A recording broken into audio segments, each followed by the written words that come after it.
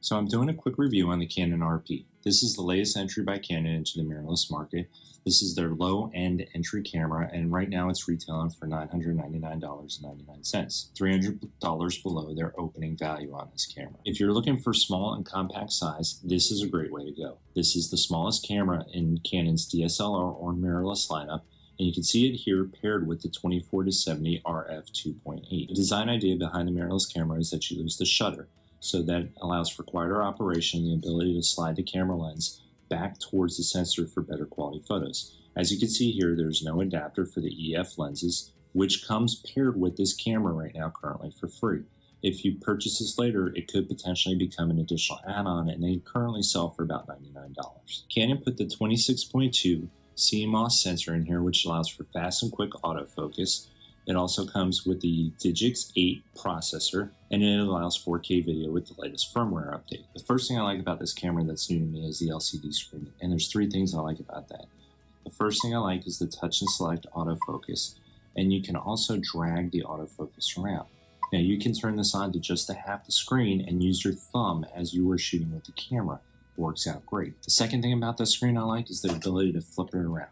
So now, as you can see here, if you're shooting video or vlogging, you can see what you were shooting in that camera at the time. All right, the third thing I like is the ability to shoot low, because I can turn this LCD screen over, and now I can see what I am shooting from the ground without having to get low to the ground.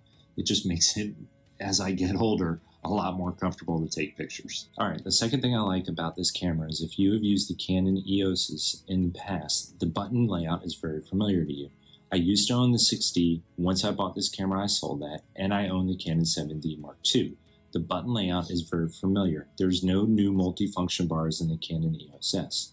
When comparing the two, when I was trying to make the decision to purchase, it wasn't a price point decision for me. It was truly the layout of the buttons that made the difference to me. As far as the technology goes, comparing the Canon EOS RP to the Canon EOS R, yes, there are a number of things that are a little bit better, such as the sensor, or the frame rate, or the fact that it's water sealed.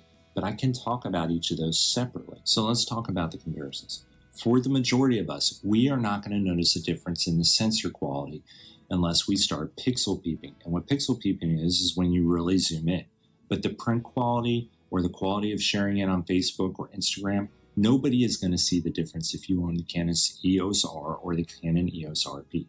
I've seen some fantastic photos on Instagram that are shot with really low-end cameras. So sensor-wise, not a big difference for the average user between the R and the RP. All right, the weather sealing. I understand that if you've read anything about the R or the RP, you will see that this says it is not weather sealed while the Canon EOS R is. But there's also articles out there where Canon admits that this is weather sealed to the same quality as the Canon 6D Mark II. And that is done through the plastic overlaying each other and preventing the water to go through the camera. Now, should you take this camera out in a pouring rainstorm? Probably not. But I live in Alaska, and I've shot with it in snow, in cold weather, in warm weather, and I've never had an issue with it. If you are concerned, there's a number of things you can do, like I bought a plastic case that goes around this that I can slide my hands to, and it just prevents the elements from getting to the camera. Overall, though, I would not say that weather sealing is a major concern for the majority. We are not typically going to go shoot in heavy downpours or heavy rain, so I think this camera will work for the average consumer. So the biggest debate or the biggest knock this camera gets from a lot of people is the frames per second.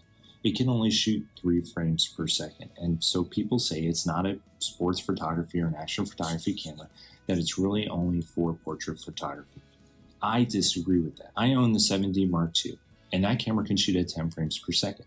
But I still slow that down in the settings to the slower continuous shoot mode, because the autofocus I find is better when I slow the camera down. So, is 3 frames per second ideal? No. But when you are shooting action sports, there's a couple things you want. A fast shutter speed, and this camera can shoot at 1/4000th of a second. So instead of getting 5 shots per second, you are getting 3. But the autofocus is keeping up, you have a fast shutter speed, and the ISO in low light is outstanding in this camera, so for indoor sports without a flash, it's a great camera.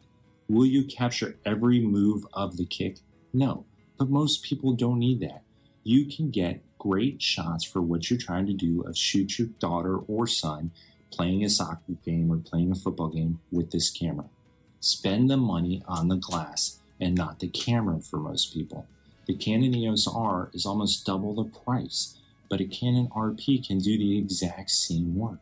Just put a better lens on it. So to answer the question in this quick review, is this camera worth it? Absolutely. It is worth the $999 right now. It's worth more than that. And with the fact that you get the EF adapter to go with the camera so you don't have to run to the store and spend thousands of dollars on the RF lenses, again, makes the camera worth it. It will do everything the average photographer wants to get done.